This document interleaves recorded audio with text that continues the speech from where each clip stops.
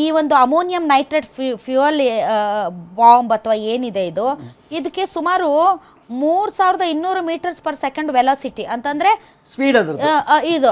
So ಈಗ ನಡೆದಿರುವಂತ bomb blast ಸುಮಾರು 2-3 kilometre ದೂರಕ್ಕೆ, ಬಾಂಬ್ ಬ್ಲಾಸ್ಟ್ ಅಲ್ಲ, ಬ್ಲಾಸ್ಟ್ 2-3 ಕಿಲೋಮೀಟರ್ ದೂರದಷ್ಟು ಕೇಳಿಸಿದೆ ಅಂತೆ. ಸುತ್ತಮುತ್ತ ಇರುವಂತಹ ಏನು ಗಾಜುಗಳೆಲ್ಲ ಪುಡಿ ಪುಡಿ ಆಗಿವೆ ಅಂತೆ, ಶೇಕ್ ಆಗಿದೆ, ವೈಬ್ರೇಟ್ ಆಗಿದೆ. ಅಂದ್ರೆ ಇದು CNG ಗ್ಯಾಸ್ ಸಿಲಿಂಡರ್ ಸ್ಫೋಟ ಅಲ್ಲ ಅಂತಾನು ಕೂಡ ಹೇಳ್ತಾ ಇದ್ದಾರೆ.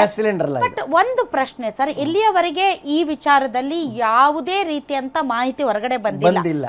ಎಲ್ಲಿಯವರೆಗೆ ಆಕ್ಯುರೇಟ್ ಮಾಹಿತಿ ಬರಲ್ವೋ ಅಲ್ಲಿಯವರೆಗೆ ಬಹಳಷ್ಟು ಥೇರೀಸು, ಬಹಳಷ್ಟು ಅನುಮಾನಗಳು, ಬಹಳಷ್ಟು ಬೇಕಾದಂತಹ ಕಟ್ಟುಕತೆಗಳೆಲ್ಲ ಹೊರಗಡೆ ಬರೋದಕ್ಕೆ ಶುರುವಾಗುತ್ತೆ.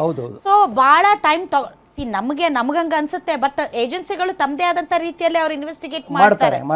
ಆಮೇಲೆ ಬಿಹಾರ ಎಲೆಕ್ಷನ್ಗೆ ಇದನ್ನ ಲಿಂಕ್ ಮಾಡಬಹುದಾಗಿತ್ತು ಅನ್ನೋದಾದ್ರೆ ಸಾರಾಸಾಟ ಇದು ಬಾಂಬ್ ಬ್ಲಾಸ್ಟ್ ಅಂತ ಹೇಳ್ಬಿಡ್ಬೋದಾಗಿತ್ತು.